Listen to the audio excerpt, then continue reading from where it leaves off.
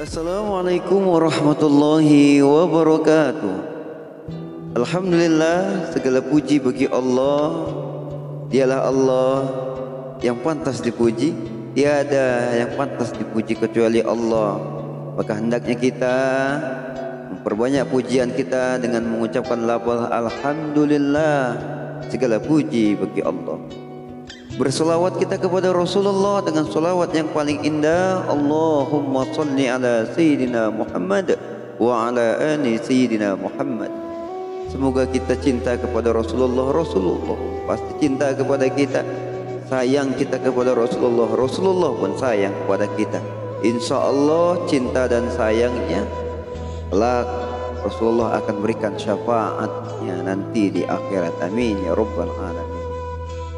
Pada kesempatan kali ini saya akan memberikan tips agar supaya kita rajin sholat. Ada tips atau cara bagaimana supaya kita bisa istiqomah dalam mengerjakan ibadah sholat. Kecanduan dalam mendirikan ibadah sholat. Apa saja tipsnya? Cara-caranya, yuk simak video ini sampai habis. Ada banyak cara agar supaya kita dapat rajin sholat, akan tetapi di sini saya rangkum menjadi 7 cara. Yang pertama, ketika kita mendengar azan, Allahu Akbar, Allahu Akbar, bicarakan pada diri sendiri dengan mengingatkan bahwa boleh jadi ini panggilan sholatmu yang terakhir. Cara yang pertama, ketika dengar azan, yakinkan kepada diri boleh jadi ini panggilan azanmu yang terakhir. Maka dari situ insya Allah kita akan beranjak. Boleh jadi ini sholat saya yang terakhir, ini maghriban saya yang terakhir, ini subuhan saya yang terakhir, atau ini sholat zuhur atau asar yang saya kerjakan terakhir kalinya. Boleh jadi setelah ini saya nggak tahu bahwasanya apakah saya masih ketemu sholat-sholat berikutnya. Timbullah keinginan untuk mendirikan sholat. Yang kedua, tips bagaimana agar supaya kita mau rajin sholat, kecanduan dalam sholat. Yang kedua, ketika mendengar azan, bawalah pikiran kita bahwa Allah sedang memanggil kita dalam keadaan yang terbaik. Allah memanggil kita dengan penuh kasih dan sayang. Allah memanggil kita dengan menyediakan beribu-ribu ampunan, berjuta-juta ampunan. Boleh jadi ketika kita gak mau sholat karena dosa yang kebanyakan. Boleh jadi ketika kita gak mau sholat karena boleh jadi ada dosa yang menghalangi kita sehingga kayaknya nggak diampuni nih, kayaknya Allah udah benci nih, kayaknya Allah ini udah gak gemes banget nih. Tapi tidak. Seberapa besar dosa yang engkau kerjakan, sebesar itu pula ampunan Allah yang Allah sediakan untukmu. Maka yakinkan dalam diri ketika Allah memanggil kita lewat suara muadzin, tanamkan dalam diri, yakini dalam diri bahwa Allah menunggumu di waktu sholat untuk engkau memohon ampun kepada Allah atas dosa-dosa. Allah nggak pernah zalim sama kita, tapi kita yang menzalimi diri kita sendiri. Seberapa banyak dosa kita, maka Allah sediakan sebanyak itu pula ampunan. Sebesar gunung dosamu, sebesar gunung pula ampunannya. Maka rahmat Allah jauh lebih besar daripada murkanya. Kasih sayang Allah jauh lebih besar dari azabnya. maka tanamkan dalam diri bahwa panggilan itu adalah panggilan kasih sayang. Oh, saya udah lama lu nggak sholat, apa iya nanti dimarahin? Tidak.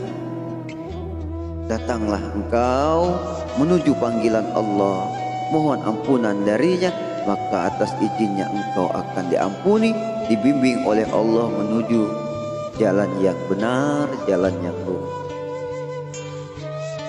Adapun tips agar kita mau rajin sholat yang ketiga, yakni ketika kita mendengar azan, bawalah suasana ketika kita melihat ada keranda yang diusung oleh orang-orang menuju masjid, dan bayangkan isi dari keranda itu adalah kita.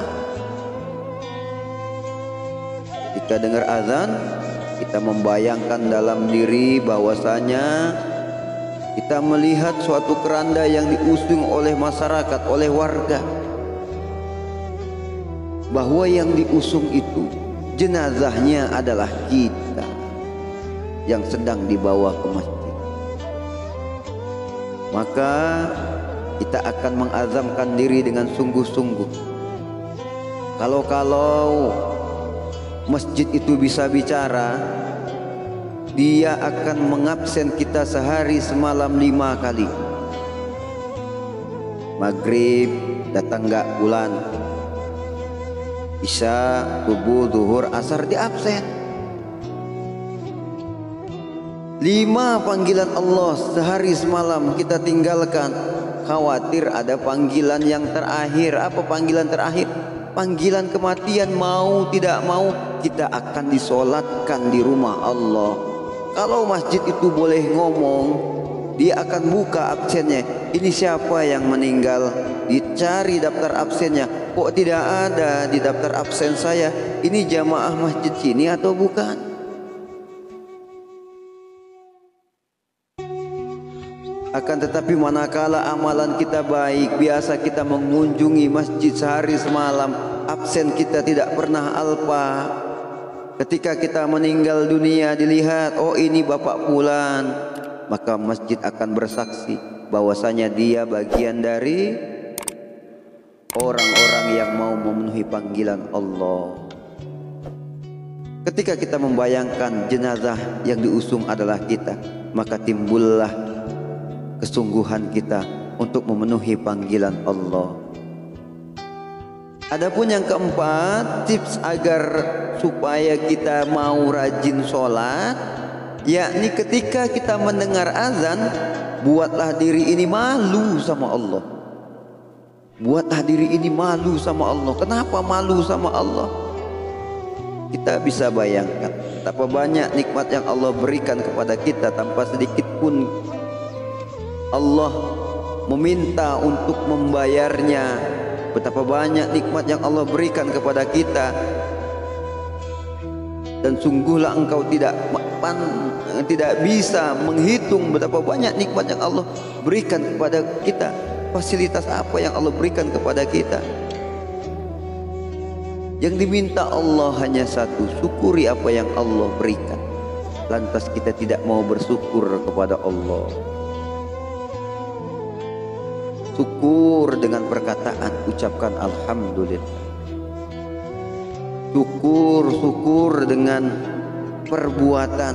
Maka hendaknya kita tunduk patuh dengan perintah Allah, atas perintah Allah, menjalankan semua perintah-perintah Allah, menjauhi segala apa yang dilarangnya. Itu bentuk syukur dalam perbuatan, dalam arti takwa kepada Allah. Syukur dengan hati, merasa cukup terhadap apa yang Allah berikan kepada kita. Malu kita dengan Allah, dikasih semua fasilitasnya, akan tetapi kita tidak mau menghadap Allah. Buatlah diri ini malu. Manakala malunya sudah dicabut oleh Allah, maka dia tidak ada yang dia malui kecuali dengan Allah. Saya khawatir kalau orang sudah nggak punya malu, apalagi nggak punya malu sama Allah. Sama orang malu, sama Allah nggak malu. Allah yang maha melihat lagi maha menatap. Maka semua ini adalah pemberian Allah. Mata, hidung, mulut semua bisa berfungsi. Manakala semua anggota tubuh ini dimintakan bayaran oleh Allah, sungguhlah kita tidak mampu membayarnya. Cukuplah dengan tunduk patuh kepada perintah Allah, kita sudah mengungkapkan syukur kita kepada Allah, maka Allah akan ridho terhadap semua fasilitas ini. Hakikat titipan ini, tubuh yang Allah berikan, harta, kedudukan, hakikatnya ia akan mendatangkan ketaatan kepada Allah. Karena toh itu semua adalah milik Allah. Manakala dengan titipan itu kita tidak pandai bersyukur, kufur terhadap nikmat Allah, maka boleh jadi dengan titipan itu akan membuat kita terlena sehingga kita lupa, ujung-ujungnya kita akan disiksa nanti di akhir. Sehingga kita manakala menghadirkan malu kita kepada Allah, setidaknya maulah kita pergi sholat, mau meringankan langkah kaki kita sholat.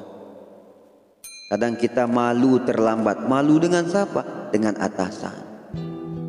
Terlambat aja malu, apalagi gak hadir. Sama Allah diundang, gak malu. Masih mending terlambat, mau datang masih mending. Ini gak pernah datang. Hadirkan malu di dalamnya. Karena apa? Karena Allah telah memberikan banyak fasilitas kepada kita. Adapun tips agar kita rajin sholat, kecanduan sholat, pengen terus sholat, yakni yang kelima, ketika mendengar azan, bawalah pikiran kita bahwa kita ini butuh Allah. Kita yang butuh Allah. Allah sebenarnya nggak butuh kita. Kita mau nyembah Allah, dialah Allah, Allah tetaplah Allah. Sekampung nggak mau nyembah Allah, dialah Allah, Allah tetap Allah. Satu Indonesia, seluruh dunia nggak mau nyembah Allah, dialah Allah, Allah tetaplah Allah. Allah tidak pernah membuat pemilu siapakah yang jadi Allah berikutnya, tidak. Allah nggak perlu dicoblos. Mau tunduk patuh kepada Allah silahkan, karena itu akan kembali kepada dirinya sendiri. Nggak mau tunduk patuh kepada Allah silahkan, maka ia akan menanggung siksaan Allah di kemudian hari. Maka siapakah kita? Kita adalah hambanya. Siapakah dia? Allah. Tempat kita mengadu, hanya kepadanya kita menyembah. Seorang hamba tentunya tahu diri kemana ia harus kembali. Dan kelak suatu saat kita pasti kembali ke Allah Subhanahu wa ta'ala. Maka buatlah diri kita bahwa kita yang butuh Allah, Allah nggak butuh kita. Toh kebaikan yang kita sandarkan ke Allah, dia akan kembali kepada diri kita sendiri. Manakala kita mau berbuat baik, mau taat, mau beribadah, hakikatnya bukan untuk Allah, akan tapi Allah kembalikan kepada diri kita sebagai tiket untuk memasuki dunia yang kekal abadi, yakni surganya Allah Subhanahu wa ta'ala. Sholat gratis, nggak bayar. Yang gratis aja banyak yang nggak mau ikut, padahal menjanjikan kenikmatan yang abadi. Bermaksiat, berjudi, minuman keras bayar, tapi mengapa banyak yang suka? Ini tanda tanya dan PR besar. Sesungguhnya Allah meringankan dan memberikan kemudahan kita untuk beribadah yang Allah ganjarkan berupa surga, tetapi terkadang kita tidak mau datang. Terkadang memilih neraka sekalipun harus bayar.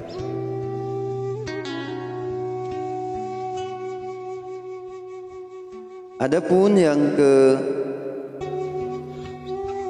yang keenam atau yang selanjutnya, hendaknya ketika kita mendengar azan, kita melihat ada hamba-hamba Allah yang diberikan keterbatasan fisik. Ada hamba-hamba Allah diberikan keterbatasan finansial. Akan tetapi dia mau tetap datang sujud pada Allah. Boleh jadi fisiknya tidak sempurna, kakinya tidak ada, pincang dia, buta dia. Walaupun dia harus menggunakan tongkatnya, dia ingin pergi ke masjid. Karena apa? Itu bagian dari panggilan Allah. Yang sempurna kita tanda tanya. Yang fisiknya terbatas saja mau tunduk kepada perintah Allah, apalagi kita yang sempurna. Malu kita di hadapan. Maka bersyukurlah ketika Allah berikan fisik yang sempurna. Mengapa mereka mau datang? Karena hatinya diisi oleh Allah untuk selalu dekat kepadanya. Kenapa? Kita sempurna, terkadang kita enggan mau datang karena hati kita sudah diisi dengan yang lain, tidak lagi dengan Allah, diisi dengan harta kekayaan, diisi dengan mencari kedudukan, diisi dengan wanita-wanita pilihan. Manakala hati ini sudah tak terisi, diisi bukan lagi Allah, maka kita akan disibukkan untuk urusan-urusan dunia kita, tidak lagi dengan Allah. Barang siapa yang menyibukkan dirinya untuk Allah, maka Allah akan bimbing dia. Allah akan penuhi semua kebutuhannya. Manakala hatinya jauh dari Allah, maka dia akan sakit dan mati dalam keadaan terhina dengan harta. Adapun yang ketujuh, tips agar supaya kita mau rajin sholat, kecanduan dalam sholat, giat dan istiqomah insya Allah dalam ibadah. Ketika kita mendengar azan, yakinlah pada diri kita sendiri, apapun keadaannya harus tetap sholat. Mau miskin, sholat. Mau kaya, sholat. Mau ganteng cantik, sholat. Jelek juga sholat. Mau tua, sholat. Muda juga sholat. Apapun keadaannya harus tetap sholat.